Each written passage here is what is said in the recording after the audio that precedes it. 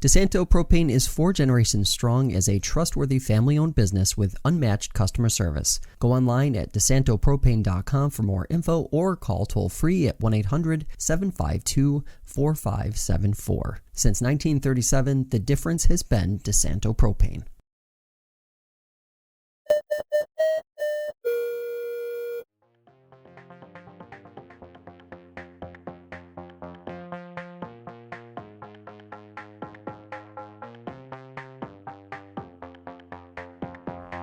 For FingerLakes1.com, I'm Josh Durso, and this is Inside the FLX. Today we are talking nonROCaholic, an upstart blog and social media resource for those looking to find non-alcoholic craft beverages in the Finger Lakes. The industry has watched the data closely, especially since the pandemic, and younger generations are overwhelmingly drinking less alcohol. And at the same time, for the Finger Lakes region, which has become a leader in the craft beverage space, ignoring alcohol-free options simply isn't an option moving forward. As a heads up to our regular listeners, yes, this conversation is a little different than what we typically serve up here on Inside the FLX, but Chris Clemens is a wealth of information, and he was gracious with his time. You can follow his work on the website or on Instagram. nonROCaholic.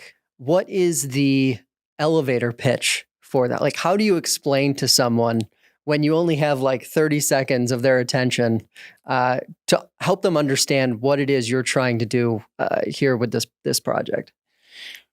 In 30 seconds, I think what I'm doing is sharing the cool and interesting craft non-alcoholic options that exist in our area. And when I say our area, really what I'm focusing on is I think Finger Lakes and Western New York instead of Rochester. And hopefully also using it to advocate for more of those things. It'd be great if I could reach some of the restaurants and bars and breweries and wineries and stuff that don't have great non-alcoholic options, and for them to see like, hey, there's enough people that are talking about this stuff that maybe we should be in on it. When you think back, obviously this has been in the works for a couple of years and you've been at this for a long time, exploring upstate. Obviously you've kind of been dabbling in little bits of this. Yeah. When you think about the beginning of the non-alcoholic craft beverage scene for the Finger Lakes, how long ago were we at zero? Like, how long ago were we at like, you really had to scrounge to find any kind of option at all? 15 years ago, maybe. Okay. Yeah. So I think, so you mentioned Exploring Upstate. For those who are watching that don't know me, I used to have a platform called Exploring Upstate, which was me covering everything except New York City and Long Island. It was maybe 2014 or 15, somewhere in there, that I thought, you know, what would be really cool is I'll publish a list of all of the places in the Finger Lakes that have non-alcoholic options. Cause there's these like the Cayuga Wine Trail, the Seneca Wine Trail. And I'm like, I'll do a non-wine trail. Yeah. And a buddy and I drove around to hundreds of places. And it was me just walking in and going, excuse me, do you have anything without alcohol? And just making a list. I'm sorry to report the list was not very long. Give us a sense of can you set the scene a little bit for us? Like what that experience was like walking into, because I can only imagine. Spring Saturday morning. I can only imagine some of the looks you might have gotten from employees or even patrons in some of those places, depending on how busy it was when you were making this voyage. What was that like? It was very mixed. Yeah. I can tell you, it was probably about a decade ago. I went into a bar restaurant in Rochester, and I said to the bartender, I said, "Hey, can you make me a mocktail? Like, do whatever you feel like." Yeah. And the look on her face was like irritation, disdain. Like, why do I, like, for real? Yeah. And to this day, I don't know if it's because like she wanted me to tell her, like give her a little bit more direction or what, or if I don't know what it was, but the drink she made was great. But to this day, I can feel like that feeling of, oh God. But so some background personally, I got sober in 1996. And in that time period, every once in a while, like a celebrity will come out. Like Adele, I think recently did that. And she said like, hey, I'm going to take a break from drinking. And every time that happened, there was sort of like it became cool almost. And it was like cool for people to say like, actually, yeah, that's me too. Yeah. And then it kind of faded. And locally, there's probably some legislation that we can time it with, but locally there was a huge push in the alcohol beverage industry in the last decade or so. And not as much with the non-alcoholic stuff. And to be fair, I can sort of appreciate why a winery might say like, hey, like, that's not what we do. Like, why are you expecting us to do that? Like a vegan walking into like a famous barbecue pit. Right. Like, that's just not what we do. Yeah. But there are quite a few reasons why I think it's a good idea for someone in the Finger Lakes to be providing at least something. I remember that I was with someone that I was dating. She was doing a wine tasting. I won't say where. That's not fair. They had tap water. That was it. And I stood there while she did this wine tasting for like a half hour or whatever. And I just stood there like with tap water. And I was thinking to myself, like, oh, you got a cooler. Yeah. Like, I don't need you to mix me up something fancy. Like, just put something in a cooler and leave it there. It's fine for like 6 months if no one drinks it. Yeah. So that was sort of the impetus for me to like try to find all these places and not to knock the people that weren't doing it. Cause again, if that's not their thing, that's not what they want to do. Like, that's fine. But the people that were doing it, like, really try to bring attention to these folks and say, thank you. We see you, we support you, you support us. Let's continue this. Yeah. And in terms of the timeline, to wrap that part of it up, the last few years, there's been a big super acceleration. Yeah, big time. Yeah. nonROCaholic, you said, we were talking before we came on here, you got the domain for the website. Yeah. Sat on it for a while. Didn't act on it right away. Had the idea bouncing around your head for a bit. Yeah. Walk us through that process from the moment the light bulb went off, like, oh, this is an idea, this could be something, to first post is on the internet. How much time and when did it begin, or when were those two timeline points? Maybe a year apart. Yeah. Like, cause I was thinking like I said, I had kind of felt like exploring upstate. Like, it was time for me to wrap up for a bunch of reasons. It was starting to get bigger than me, which meant I couldn't do it by myself anymore. And it started to feel overwhelming. I struggled a little bit with feeling creative and inspired. And so I kind of took a break. And over the course of a couple of years, I was thinking, I'm like, I feel like I should be doing something. Yeah. Like, I need something to occupy my creative mind. And then I'd think, nah. And then the next day I'd think, no, you need something. Like, oh, what if you did? Nah. And there was a whole bunch of ideas that came and went. And I thought back to the list of the non-wine beverage trails that I made with exploring upstate. And I thought, you know what? I'm drinking all of this stuff anyway, because I'm constantly still looking for it. Maybe it'd be cool if I just shared that. And then I sat on it and just sat on it as an idea. And then I thought, like, what's the harm in creating an account? So I just opened Instagram and created the account. And then I kind of tinkered with a logo idea. And then I thought, just do it.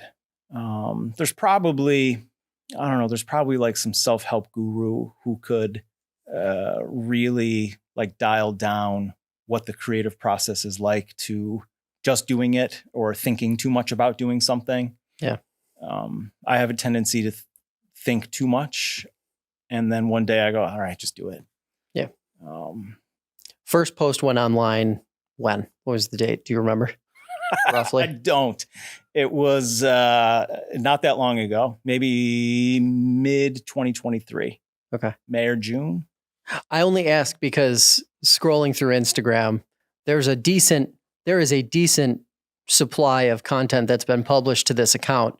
So it obviously is not a week or two old, right? Like, no. we're months into this thing. Easily a little over half a year. It's not going to take me too long to find. Let me scroll back through here and you can find the very first post. June 16th. There you go. 2023. So literally half a year. So yeah. What's the reception been like so far? What's the feedback been like so far? I've connected with two different groups of people, I think. People who are local and wanting to find other great non-alcoholic options. Mm-hmm. And then I've connected with people all over the country who are doing similar things with their own platforms. There's like I've got a friend in Iowa now who I've never met, but we're like buddies, and all he does is non-alcoholic beers. And there's this dude in Colorado who is super nerdy about non-alcoholic beers and creating a resource. Like he's got this map of every single non-alcoholic beer available in the country. And there's nerdy people out there who just want to share all that information. So I've kind of connected with two different groups, but it's certainly been positive. Yeah. There's over the last few years, the non-alcoholic options have increased exponentially, and I think there's multiple groups that are driving that, but obviously one of them is the people who want it. And the other ones are the people who are providing it. And like I said earlier, there's always kind of been these little phases where it's cool to be sober. But now and I know you mentioned, you looked at some numbers. Now major beverage corporations are finally investing. Yeah. And I think that is one of the most telling truths, that this isn't just a quick passing phase. You've got, just this past year, Blue Moon came out with a non-alcoholic near beer, which is amazing. I had this week. Wegmans just got the non-alcoholic White Claw, which do you guys have a laugh track? So I wanted, so that was when I saw you posted that on Instagram. Yeah. Relatively recently. And it was funny. Like my wife and I were talking about that. That is in the, seltzer is in line of, if you're not going to drink the White Claw, why not just drink? How do you debunk that? Because I feel like with I feel like with a lot of unique craft non-alcoholic beverages, it's easy to make that the value connection. Like, sure. Oh, this thing is very unique. But when you're talking about something that was derived from a non-alcoholic thing to begin with, and then driving the bus back to the non-alcoholic thing, but selling it as how do you debunk that? There has to be a way to debunk that, right? There has to be a way to debunk it. And I think the people who probably debunked it the hardest were the people at White Claw. Yeah. Who saw like, hey, you know what? Maybe this is something that we need to get in on. And if we don't, we're going to start losing market share. I've given a lot of thought to the White Claw thing.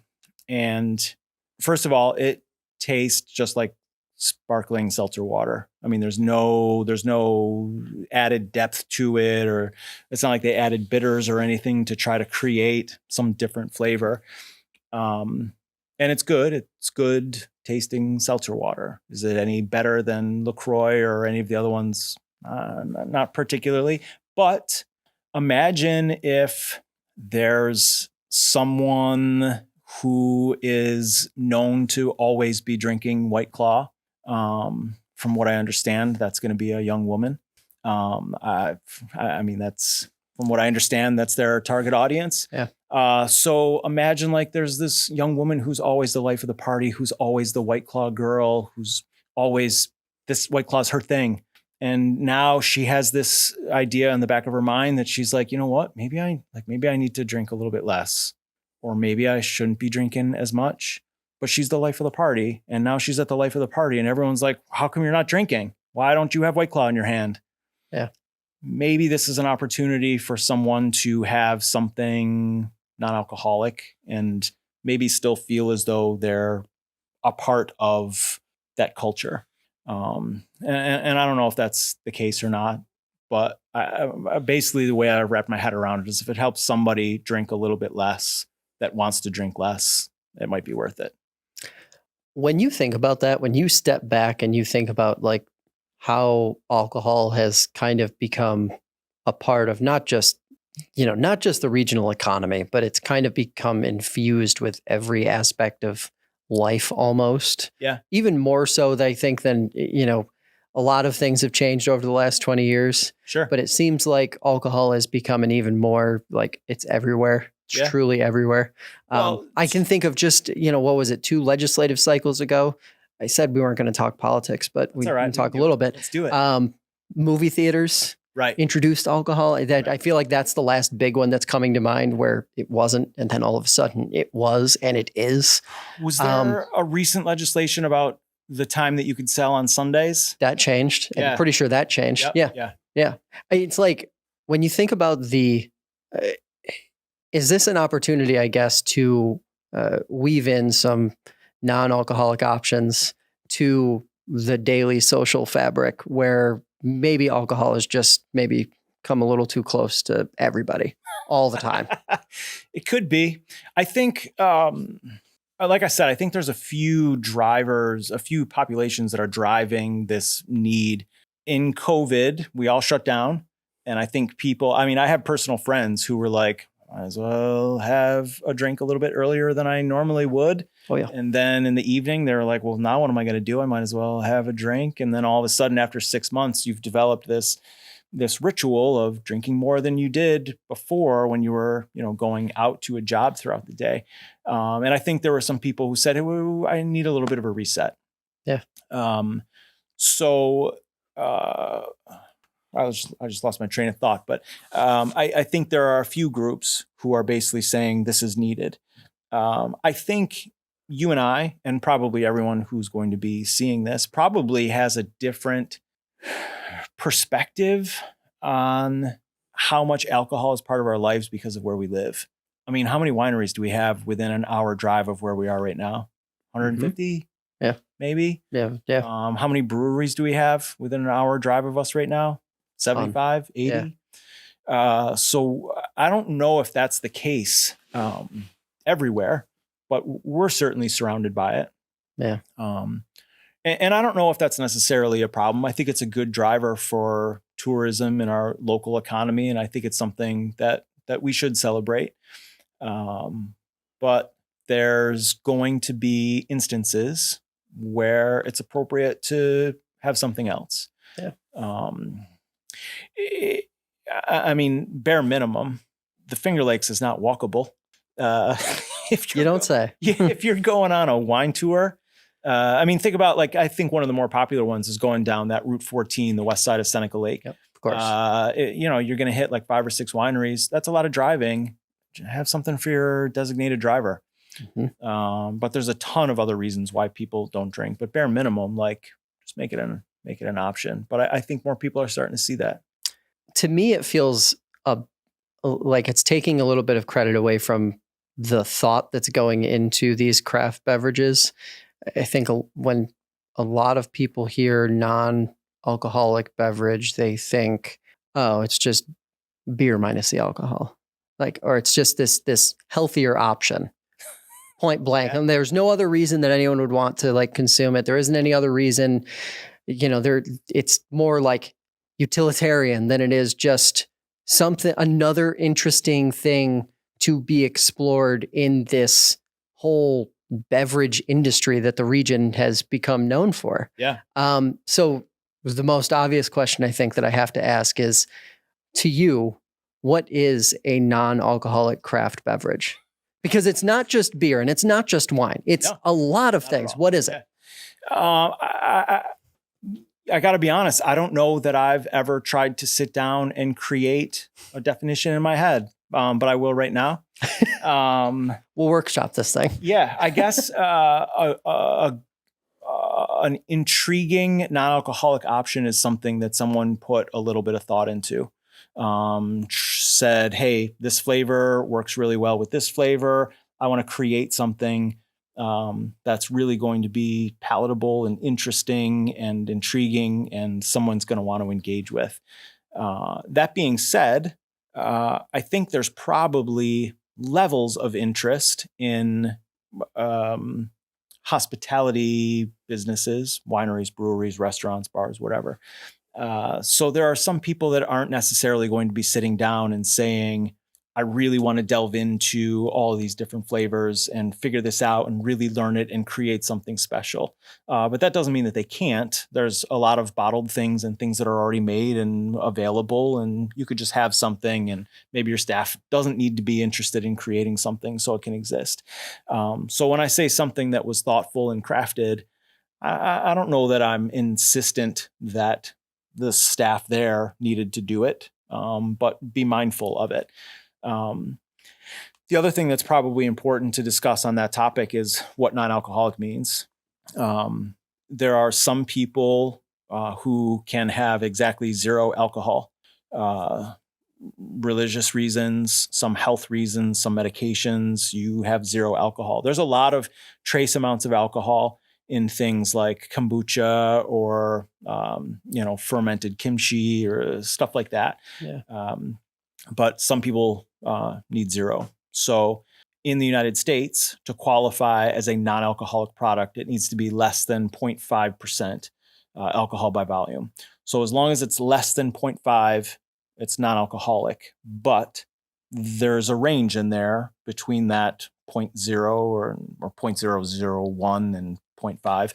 And again, some people need zero. So when you have a non-alcoholic beer, I've got one here, that might have less than 0.5% alcohol by volume. But when you have something else, maybe a crafted mocktail with a shrub or some soda water and some fruit, some muddled fruit and a sprig of rosemary or something that someone's put together, that might be 0%. But still non-alcoholic and still thoughtful and interesting. Oh, that's mind-blowing because I hadn't even, that was completely lost on me. I had no idea that there was an actual range of non-alcoholic that wasn't just zero. I would assume most folks watching or listening to this are probably saying to themselves, wait, non-alcoholic was zero. Everything's a lie. You want me to melt your mind even further? Sure. Other countries have different thresholds for what non-alcoholic is. Of course they do. So yeah, so like no one has agreed. So if you start looking into like non-alcoholic beer, for instance, there are other countries who are way further advanced than the United States was. They have always had great options before we started getting them. But some of those near beers have a different threshold for non-alcoholic. So yeah, it's kind of like the discussion about where's upstate New York. And we're not going to touch that. Okay, so before we get into what you brought down, best and worst, and I want to qualify the worst is saying doesn't have to be local. I'm just kind of like your worst experience with a non-alcoholic beverage thus far. But I want to know the best. When you think back at all the non-alcoholic beverages you've consumed ever. Yeah. Is there one that stands out as like, for one reason or another, maybe experience, maybe flavor, maybe uniqueness of it that stands out like, holy cow, this was freaking awesome? Oh, it's freaking awesome. Yeah. Oh, I was going to the worst in my mind. I mean, we're going to do both. So, I mean, if you want to do the worst first, go ahead. I was thinking you were headed worse. So my head was already going there. And I do have one, I think. Okay. This last summer I went, and I'm not going to say where it was. But it was somewhere in the Finger Lakes, and they had a mocktail menu, which was super cool. And I ordered one, and they made this drink that had lavender in it. Lavender is one of those things that can be really great in certain doses, and there's also different types of lavenders. And some lavenders lend themselves better to being used in drinks or foods that are going to be consumed than others. Yeah. But I took a sip and it hit me like so strong that it had alcohol in it. Like they accidentally served me something with alcohol, and I took a sip and I handed it to my friend, and I'm like, just take a sip of this. Cause she drinks, and she's like, I don't think so. I think it's just the flavors are weird. And it freaked me out. Like I had the bartender try it, and to this day, like I'm embarrassed, like how freaked out I was. But I don't want alcohol in my body at this point. Yeah.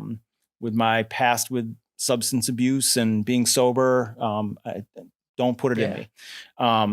So yeah, that freaked me out. And was it do you think it was the flavor combination, or I think it was that multiple people tried it? Like other staff there were like, "Oh, let me try it." Yeah. And they were like, "I don't think there's alcohol, but there's something weird with it." And there was something about the way those flavors paired that triggered off this awful taste.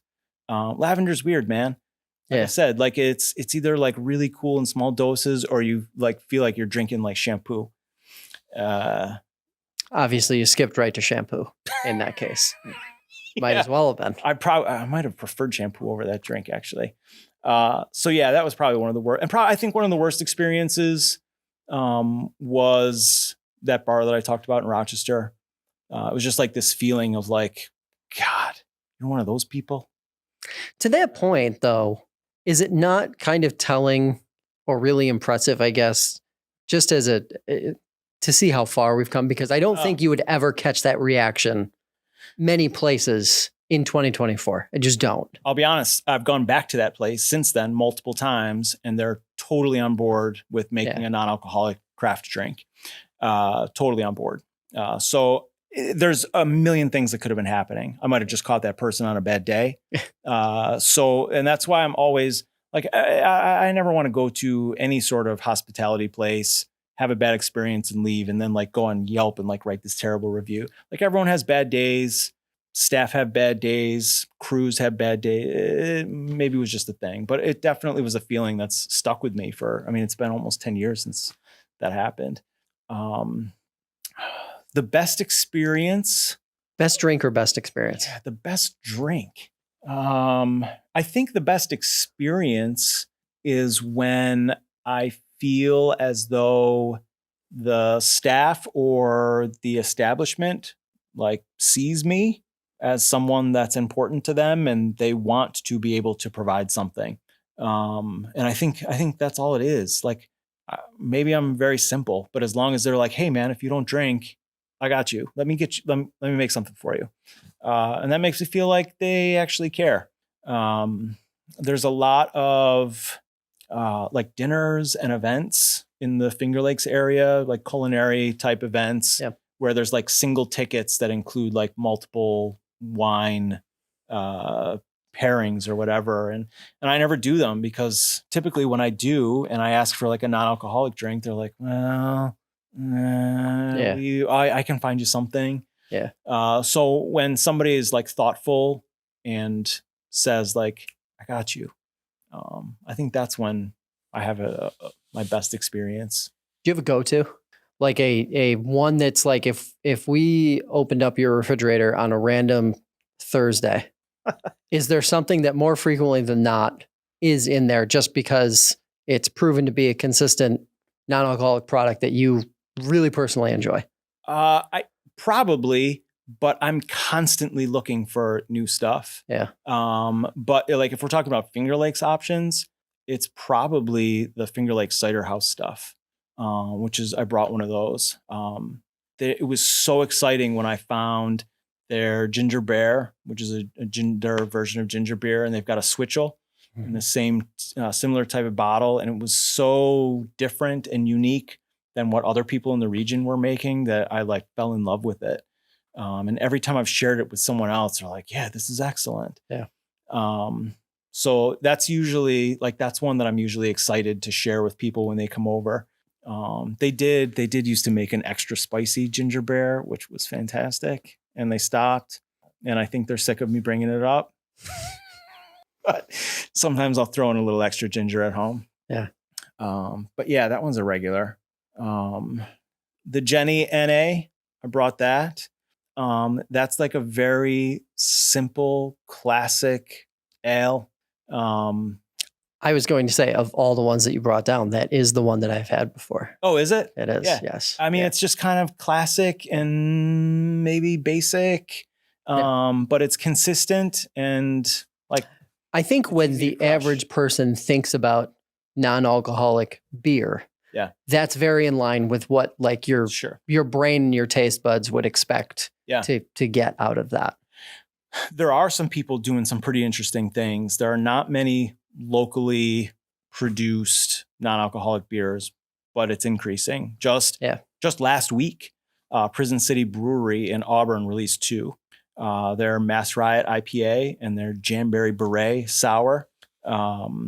Twisted Rail Brewing. I don't know which it is. Twisted Rail.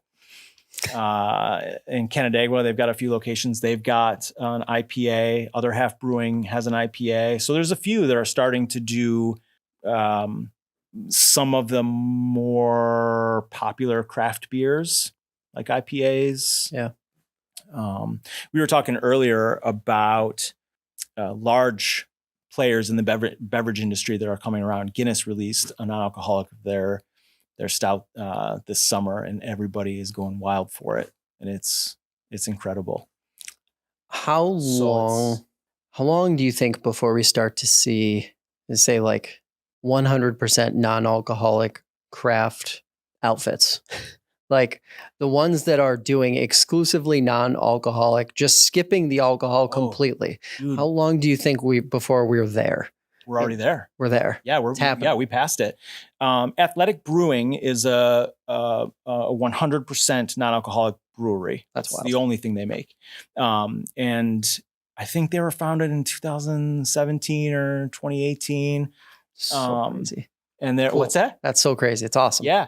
And they're probably the ones who everyone like prior to that, we all kind of had like St. Pauli Girl and O'Doul's and Heineken Zero. And it was like, we were like grateful for it. It was there, but didn't really love it. Athletic Brewing was the first one that we were like, oh my gosh, like you can get hazy IPAs, West Coast IPAs, like you can get all the stuff and it's actually really good.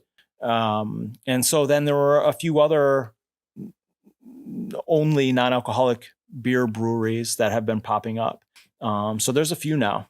And they're all kind of like riffing off each other because it is a pretty supportive community. And you can see that even just being as, online looking, you can see that these places are all saying like, this is exciting.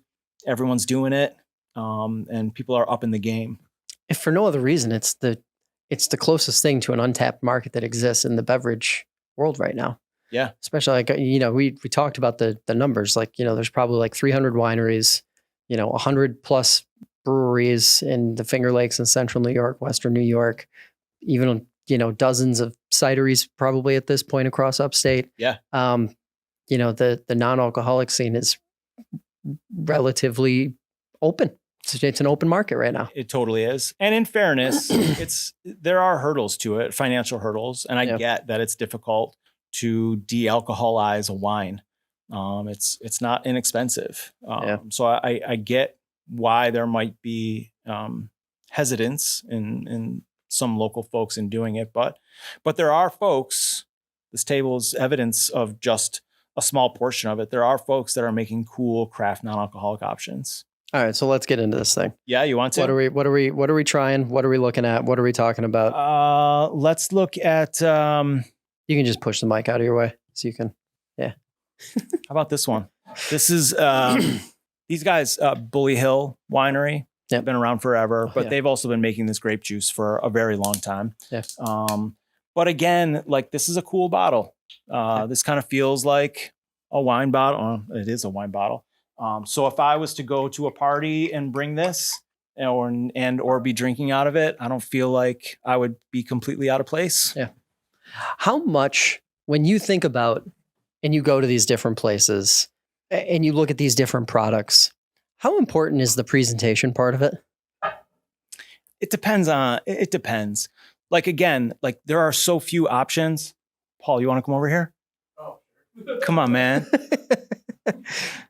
Yeah, man. Like if somebody didn't put a ton of effort into the presentation and it was a really great beverage or, whatever it is, I think I'm going to be okay with it. Yeah. But there's a lot of people who are putting presentation, like this is a cool bottle with great artwork. Heron Hill Winery has a grape juice in a similar bottle with some apple cider in it, which changes it just a little bit. And I think there's artwork on it from like one of the grandkids in the family So like that shows me like they're taking that seriously. Yeah. But honestly, there are so few options. Like if you don't put effort into the graphic design, like it's fine. I'll still like, it's cool. Yeah. I think when I think about it and, to make it less, to make it feel not like an afterthought is what it really comes back to, right? Sure. Like it's just a matter of, did this place really put some serious thought into this? And it's interesting when I'm tasting this. This is not your Welch's grape juice. Clearly, this is elevated from that significantly. Grown. Yeah. Although actually, Welch's technically is locally grown too. They started in Western New York in is it Dunkirk, somewhere over in Cattaraugus County. Paul's nodding his head yes. So he's got that. He's checking the Wikipedia. Yeah. But yeah, there is something special about having a locally grown, locally produced, and locally celebrated option. And it does taste different. Yeah. To your point, like it's really exciting to walk into a place or even to look in advance on somebody's menu and see that they have non-alcoholic options. Yeah. Most places at this point, if you walk in and say, "Can you make me something?" they're going to. Yeah. But it's really nice, like I said, to have someone put a section right on their menu and say like, "This is for you guys if you want it." Yeah. It's kind of like a gluten-free or a vegan option. And it's interesting too, because I think this, I don't want to paint with too broad of a brush here, but we were talking about the changes that are kind of happening generationally before we started. The data shows that Gen Z is drinking a lot less alcohol. They're consuming alcohol to like 20 to 30% less than all other generations, right? Which in terms of just where the market is going to go next, to me, the data shows really clearly where it's going. Like those, Gen Z isn't going to suddenly start consuming alcohol in mass in the next 10 years, right? Like these are habits that have already been ingrained in them. Sure. Yeah. It's probably cultural now.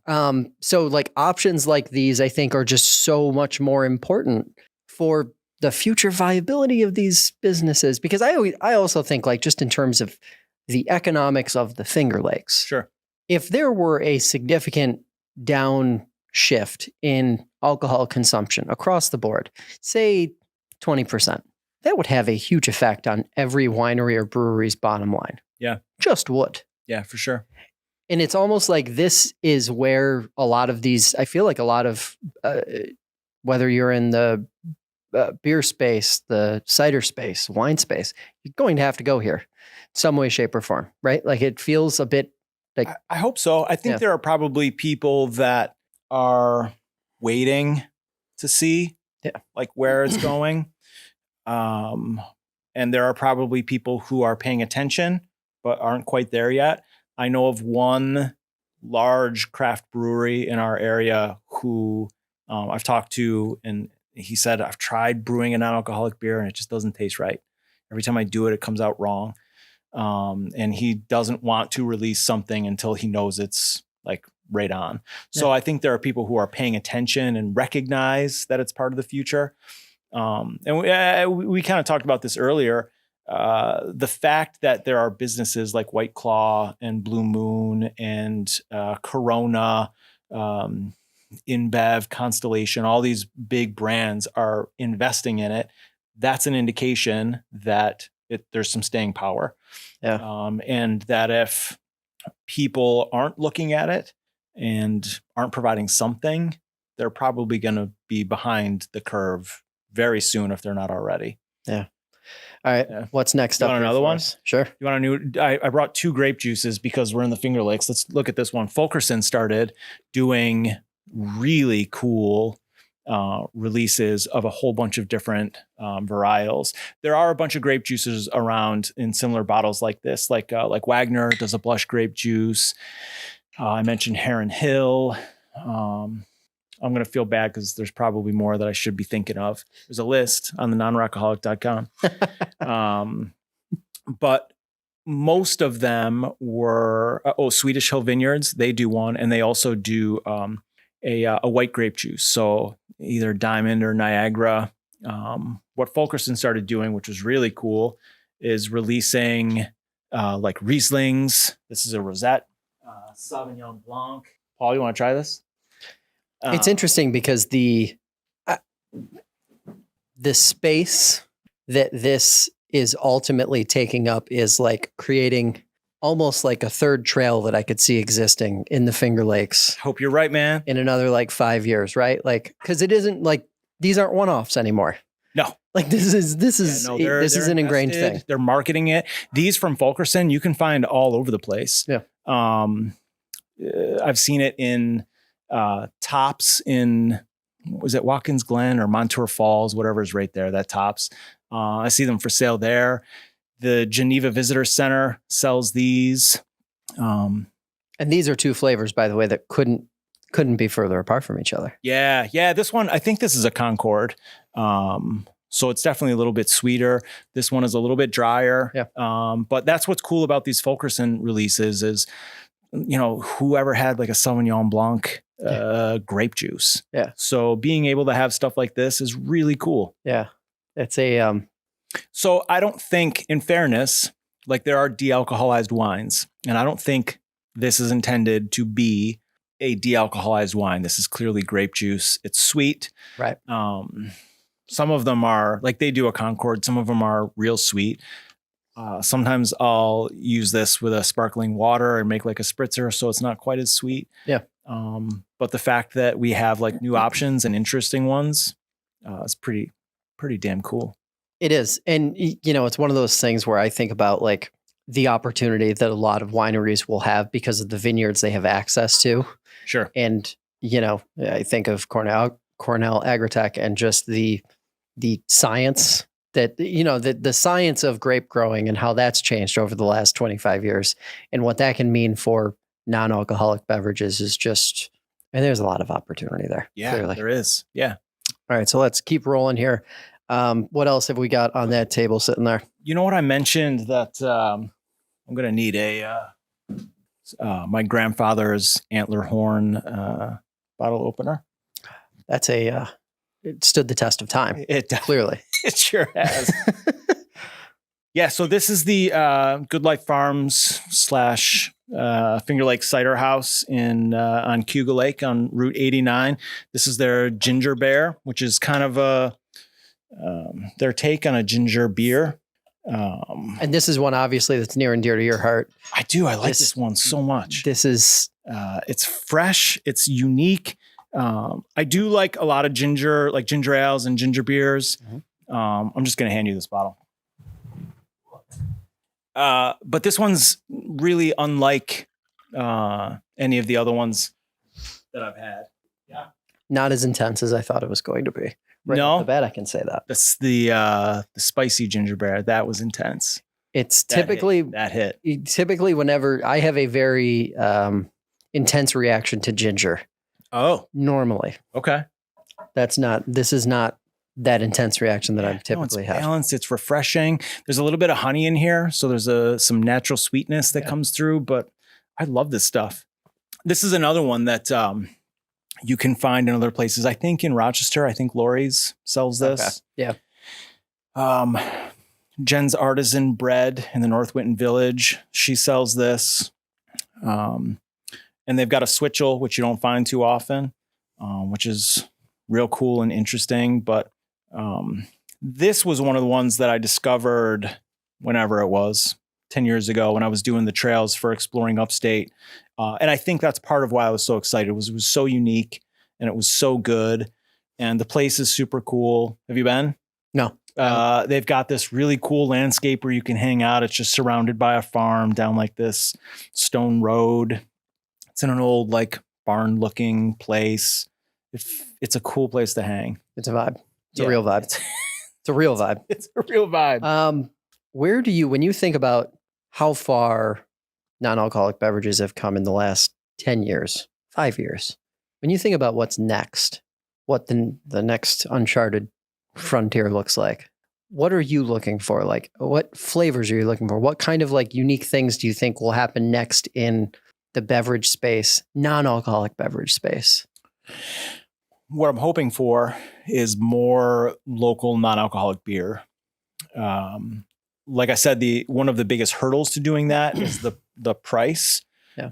And a lot of places that are making it, I know of a couple that are making it locally. They're brewing their beer and they're sending it to someone to de-alcoholize it and then getting it back, which is a lot of freaking money. I mean, the just paying for the process alone is one thing, but carting it back and forth, it's costly. Yeah. So then there's this weird thing that in general, people think that a non-alcoholic beer should cost less than an alcoholic beer. So people are saying like, wow, what am I paying? Like $6 for a draft if there's no alcohol in it, but it's actually like a very costly process to do a good one. Right. So it's worth it. So what I'd like to see and what I hope happens is that maybe someone locally creates a lab where they can start de-alcoholizing things for other places. If there's any investors out there looking for a business idea, you should do it. For real. Yeah. I mean, if we had like one central lab here locally that could de-alcoholize those things, wineries could then, ship their wines over and they wouldn't be shipping them across the state or to other states to be able to do it. So it might not cost as less or not cost as much. So I think that's what I would look forward to the most. The other thing would be seeing more options listed right on a menu. We mentioned it earlier. Most places at this point, if you go and say, hey, can you make me something? They're going to. But the places that are putting it right on their menu and saying, hey, we use seedlip, zero proof spirits. We use this. We're here for you. Those people are leading what I think is about to be somewhat of a revolution locally. I can't recall where it was. My wife and I were 2 weekends ago. We went out to dinner at kind of this, our parents' or our grandparents' generation kind of restaurant, right? Like that's the vibe you got when you like walked. It's in a suburb of Rochester. I'm not going to name names. Okay. We sat down, had a drink at the bar, went in, sat down for dinner. And we were waiting and I just happened to look at the drink menu and a whole page and a half of non-alcoholic drinks, mocktails, page and a half. I'll bet I know where you were. I was like, well, I didn't expect this. I was really shocked. And we wound up talking about it on the way back. I was like, you see they had like an entire like section plus like a quarter of a page. Yeah. To like non-alcoholic options. There's some places that are getting really into it and nerdy. I'll throw a shout out to the Union Tavern in Seabreeze. They are going like full steam. They probably have one of the largest available bottles or options of zero proof spirits, like tequila alternatives, whiskeys, stuff like that. Probably in the whole region. They're into it. Yeah. And it's exciting. Yeah. It is. Like it's a breath of fresh air because I think, especially when we're talking about people going out to eat, like Rochester, and even the Finger Lakes, maybe to a slightly lesser degree, I guess. Buffalo certainly, I would say, falls into this category.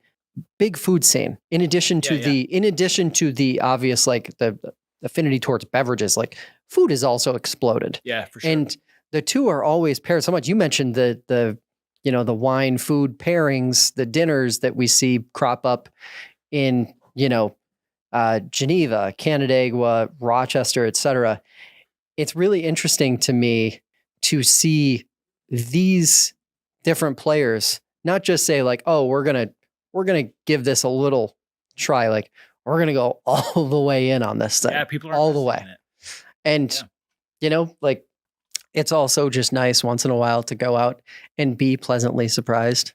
Like I said, I don't mean it in a bad way. Like this restaurant that we were at was very much like what I would consider my grandparents or my parents' generation kind of, right? The restaurant, dated. The one you got dragged to when you were a kid and you thought to yourself, all right, I know I'm going to get a good dish of pasta here. And it wasn't like everything, the decor is very like neutral. There's nothing crazy going on. It's not dark woods. Yeah. And I was like, holy cow, Was the rest of the experience the same way? It was outstanding. It was across the board. And my my preconceived notions of the place, I'm really like, I'm giving this place kind of a knock because of like what I thought walking in the door because of what I saw. Yeah. That isn't really the reputation that it carries. It's just, but what are we trying now? What is this? I pre-poured. This is brand new. I think 2022. This is Grist Iron Brewing on the east side of Seneca Lake. Do you know the town where they are? Burdett, Hector. Okay. Down in Schuyler County. Yeah. So this is their hop water, which is another kind of interesting thing that came out the last few years. Lagunitas is probably the macro brand that started doing this. It's basically sparkling water flavored with hops. I'm not going to lie. This might be my favorite thing that I've tried so far. Come on, really? Really? Yeah? Yeah. Well, that's exciting. This is very different. This is not what I expected it to be. Yeah. And it isn't as intense. If you just told me what was in this and I didn't have it in front of me and I didn't taste it, I would think it's going to be some really bitter tasting stuff. It's not. Like it's very, it's not punching me in the face. There aren't too many people making hop water in the region, which is weird because it's fairly approachable for a brewery to be able to do this. Omegang in Cooperstown, they've got a hop water, which I think you can get at AJ's Beer Warehouse in Rochester. I know they sell it. Mm-hmm. There's like a lemongrass, blueberry or something, but this one's just straight hop water. It's not trying to be anything other than I think that's what I like. A refreshing alternative. It's not. This is like, to me, this screams summer. Mm-hmm. This is just like I'm out on the golf course, or I'm just, I'm thirsty, but I don't want to dehydrate myself. Yeah, some of these things, exactly. Like you could put this in your cooler on the golf course, and you could crack one of these at 11 a.m. and not feel weird about it. Yeah. The ginger beer, you might not be taking that on the golf course. Yeah, but you crack these, throw them in a cooler, take them to the beach or whatever. This was exciting because the list of options that are produced in the Finger Lakes, I wouldn't say has changed at the same rate that the non-alcoholic beverage scene has changed in the rest of the country. It's not on the same trajectory. So whenever a new one comes out, I'm always like, yeah. So when these guys released this, it was exciting. Is that a little surprising? Given that we are, I guess, we are a leader in the wine space, without a doubt. Is it a bit? Is that surprising that we haven't made the turn? Yeah, it is. Yeah. It's surprising for me. And again, to go back to what we were mentioning before, there's a lot of financial hurdles to doing it. Yeah. So I get it. If a winery says hey, we're already half our crop was just ruined by the frost that was in the spring. Now you want us to de-alcoholize this. People are expecting to pay less because it doesn't have alcohol. I get why there are hurdles to it. But it's always been a little surprising to me that there aren't a few more things here and there. Yeah. It's interesting. What is if you're thinking of the folks that you've interacted with across the country, who are kind of documenting the same thing that you're documenting here, what other part of the U.S. stands out to you? I was just talking about this with somebody this week. Minnesota's non-alcoholic beer production, I don't get it. I don't know why they have so many. It's wild. Colorado seems to do pretty well. Michigan seems to do pretty well. But I don't know what it is about Minnesota. Minnesota. Yeah. It's the long winters. Gotta be. That could be. Gotta be. That could be. They need something to do. The de-alcoholized wine scene, I think, is trying to find legs. It's expanding. If you, again, another company that is investing in the non-alcoholic space that wasn't before is Wegmans. They, in the last year, have increased their non-alcoholic wine selection tenfold. So there are options that exist. I think there are some people who argue whether or not those options are good, good quality and enjoyable.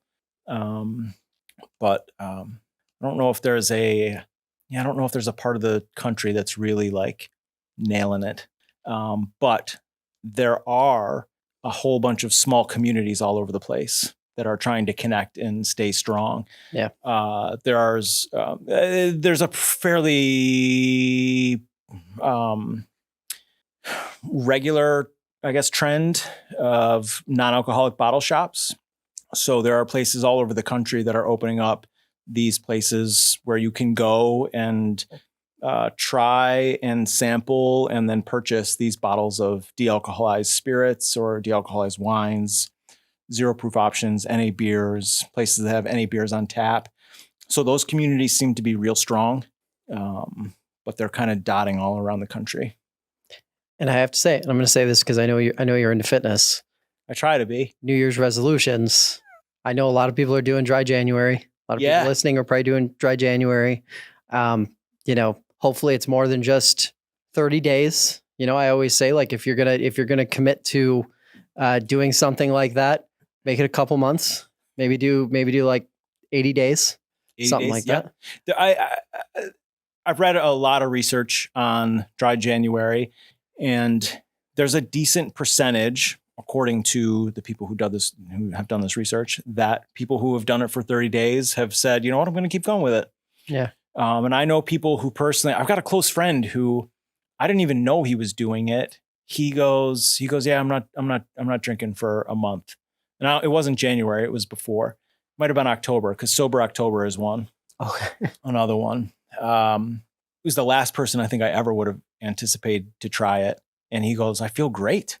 Like, I'm sleeping better. And like, he was almost surprised himself. So I think the people that are doing it genuinely and engaging with it are finding that they like it enough that they're going to keep going with it. I tried to find where dry January started. I found some research that it started with a cancer institute in the UK in 2011. They started it as a way of raising awareness and a fundraiser. Then I found that it started in Finland in 1942. Then I saw a PBS morning special with a doctor from Seattle who said that it started in Seattle in 1940. So I don't think anyone has any idea where it came from. But one thing I think we can all be sure of is it's gotten very popular in the last few years. Yeah. So. And it goes back to that trend towards healthier habits. Yeah. Different kind of thing. I think about younger people, they aren't just more mindful about the alcohol they're consuming or not consuming. They're also just more mindful of the food they're consuming.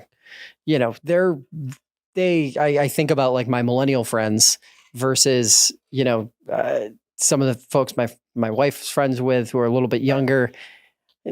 The things they're consuming, it is like it's two completely different planets of people, basically. How so?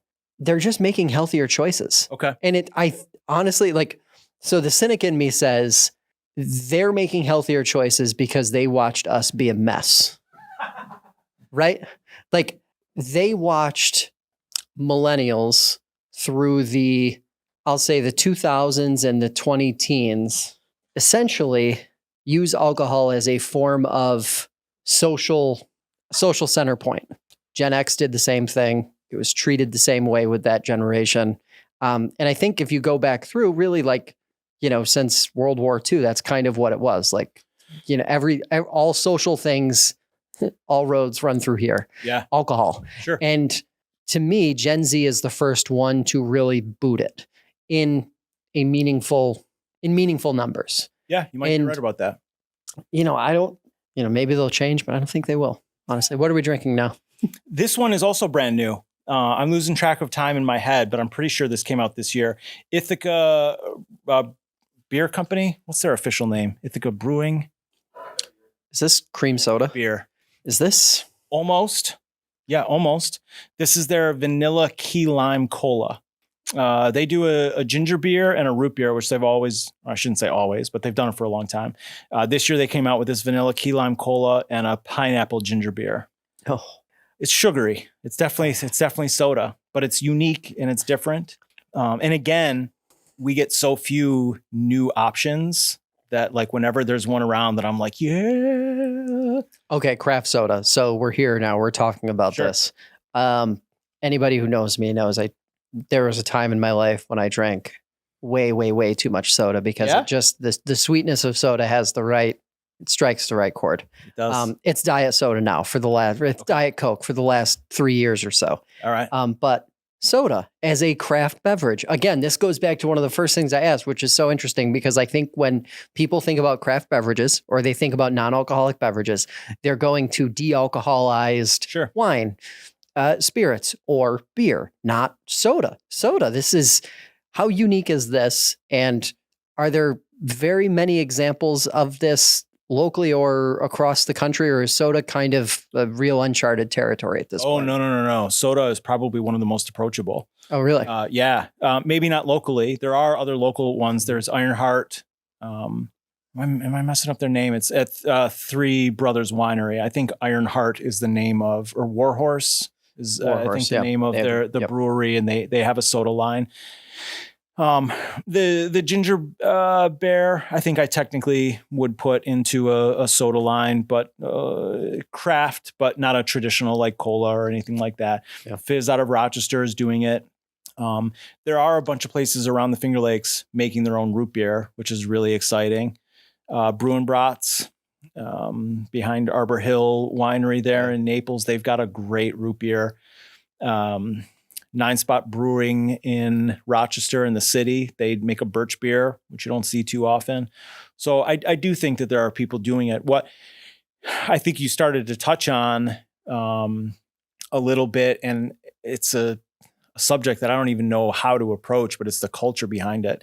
I think some people assume that soda is like a kid's drink, and it's not really to be taken seriously. And admittedly, like, I don't know if I want a soda every day all the time, but let's take me back to that winery where the only thing they had was tap water.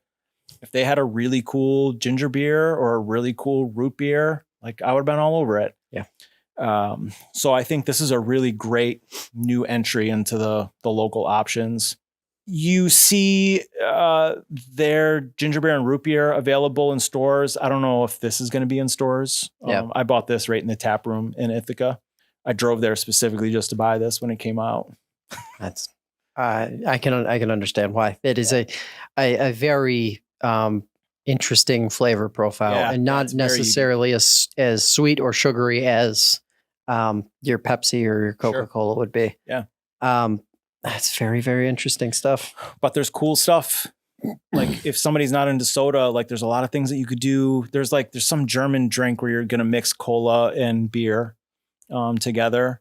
We could be mixing like this with the NA Jenny together and creating, there's all kinds of options that you can mess with. So even if somebody's not just into drinking a straight soda, it's all about experience. Yeah, we can play with it.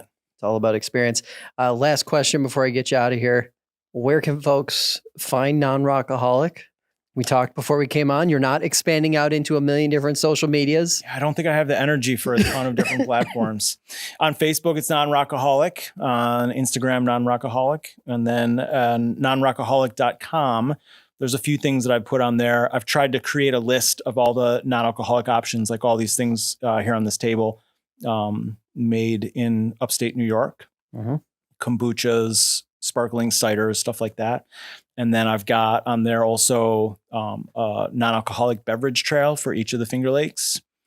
So if somebody wants to go through the Seneca Wine Trail but wants to know where they can stop that has good options, you can check that list. Awesome stuff. Chris, appreciate the time. Thanks for coming down. Josh, thank you, man. It's always good to see you.